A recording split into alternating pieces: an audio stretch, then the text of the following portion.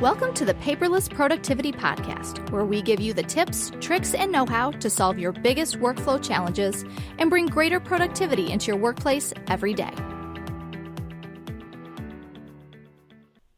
When was the last time you had to complete a personal task at a state or local government office?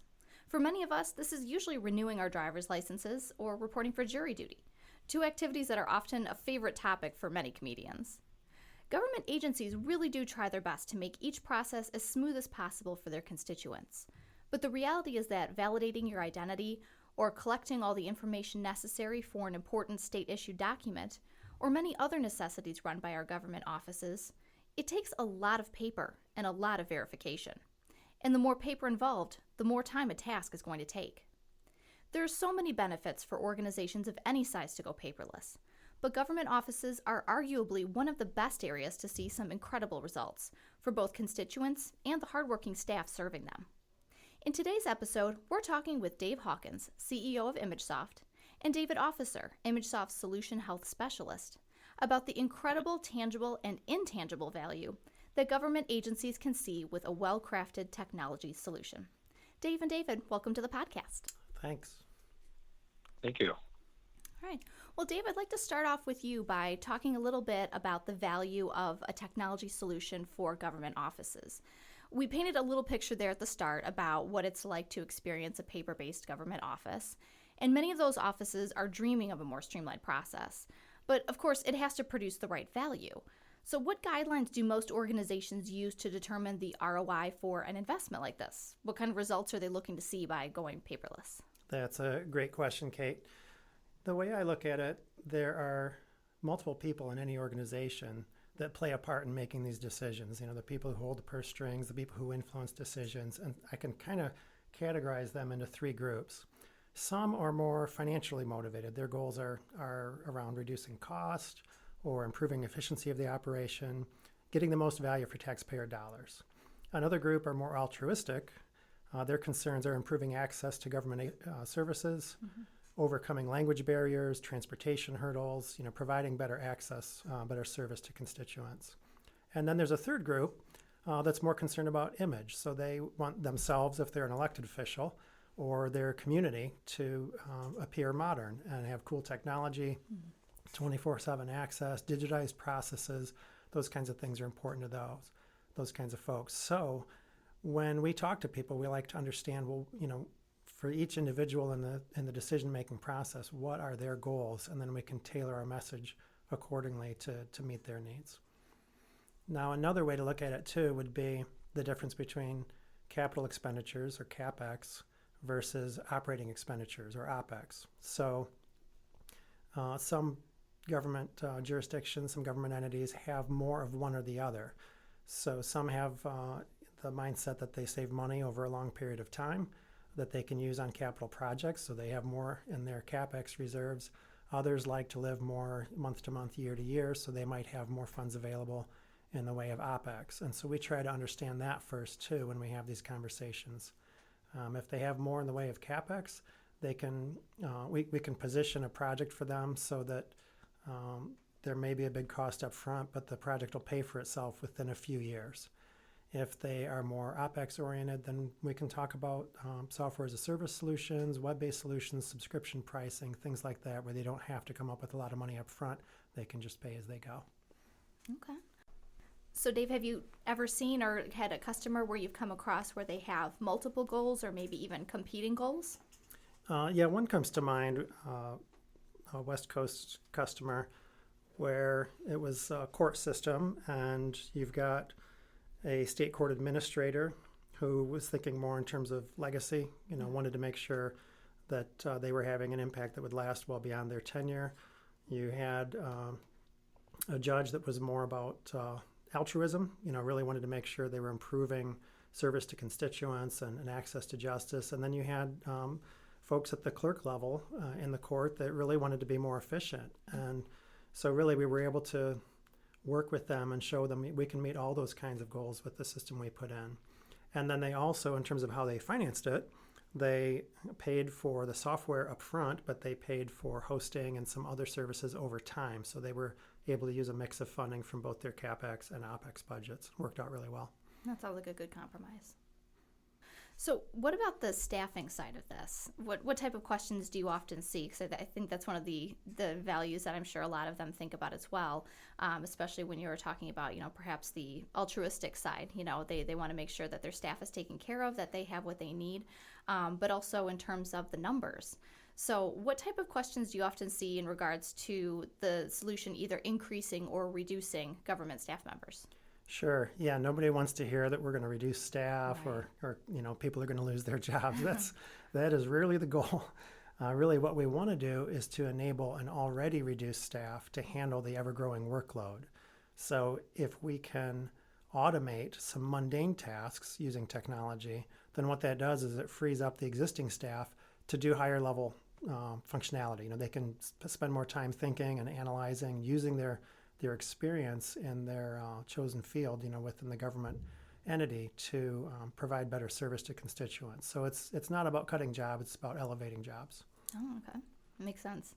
So, David, if I could turn to you for a moment, we talked recently about the solution health check that ImageSoft offers its customers to help them better understand the solution, its benefits. And if our listeners want to go back to episode 17, you can hear all about that. We covered that with David in that episode. But if you could just give us a brief overview or a brief review of what happens during a solution health check. Absolutely. Now, included with the customer care contract, the solution health check is conducted annually. It's also conducted during projects and for brand new customers. Its goal is to promote speed, stability, and security in our customers' on-base production environment. The solution health check starts with a 2 to 3 hour go-to meeting where we share the customer's screen. And that's where I can gather information for a 20-page report that I will be making for them afterwards. The report contains ImageSoft and Highland recommended best practices, and lists any high, medium, and low priority issues that were uncovered during the go-to meeting. Basically, this is a great opportunity to uncover issues and discuss solutions. Okay. So going back to the ROI discussion, how could a solution health check help government organizations in particular really save money and see that ROI from a hard dollars perspective? Well, the solution health check can help government entities save money in the long run by offering up preventative measures that would help them avoid costly problems down the road. Well, some examples are allotting adequate disk space to production servers to avoid any unexpected downtime, or configuring the file share permissions correctly to avoid accidental deletion by users or malicious corruption by malware, which has been plaguing government entities for the last 10 years. Has been a big issue with, let's say, CryptoWall. More examples would be encrypting the file share and its network traffic to avoid unauthorized viewing of sensitive information, thus avoiding legal jeopardy. Another one could be assure not only the safety, but also the stability of the solution by implementing an antivirus solution and adding industry-recommended antivirus exclusions to that solution. And the last one I can think of is, of course, to implement a properly configured backup of the solution to avoid the worst-case scenario, permanent loss of production data. Yeah, so it sounds like where you're going to see a lot of the hard dollar ROI is preventing things that would cost a lot of money to either recover the data or to prevent attacks, those kinds of things. That's right. Okay, that's really good to know. Yeah, I know there's been a lot of news lately, a lot of articles that have been talking about government agencies that have been hacked, and essentially they've been held for ransom. The information has been held for ransom. And the amount of money that was being demanded was in the tens of thousands of dollars. And the states didn't pay it, but they were able to recover and get back in, but the cost to recover the data and to replace those systems and secure them again was in the hundreds of thousands of dollars. That reminds me of another cost savings opportunity we gave a customer very recently. During a go-to meeting with a customer, this is a customer that's in a hurricane area, so sometimes systems are down, sometimes systems are unrecoverable unless you have good backups, and that is what we found. is that their database hadn't been backed up for months. And if we hadn't done that solution health check, their system would still not be backed up today.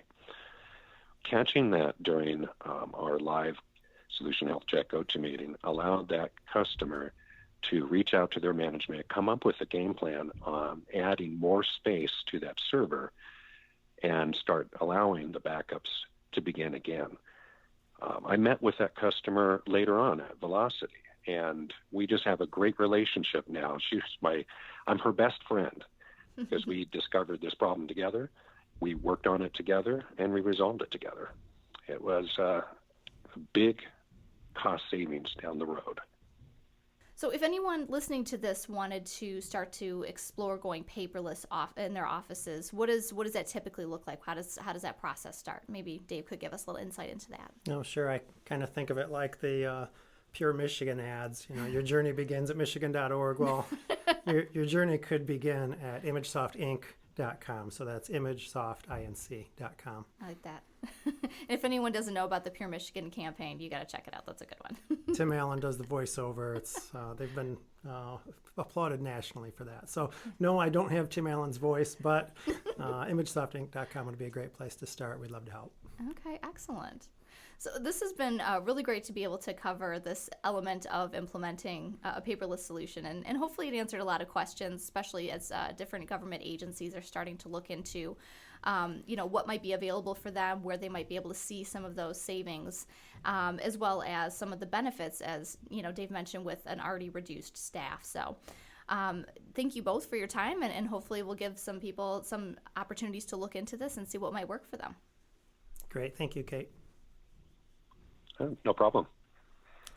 Well, thank you everyone for joining us today. And if you haven't already, be sure to subscribe to Paperless Productivity, where we tackle some of the biggest paper-based pain points facing organizations today. We'll see you next time. Thanks again for joining us today for this episode of Paperless Productivity. This podcast is sponsored by ImageSoft, the paperless process people, which you can learn more about at ImageSoftInc.com. That's ImageSoftInc.com. Join us next time where you'll learn how to harness the power of technology, supercharge efficiency, and accomplish your organization's goals.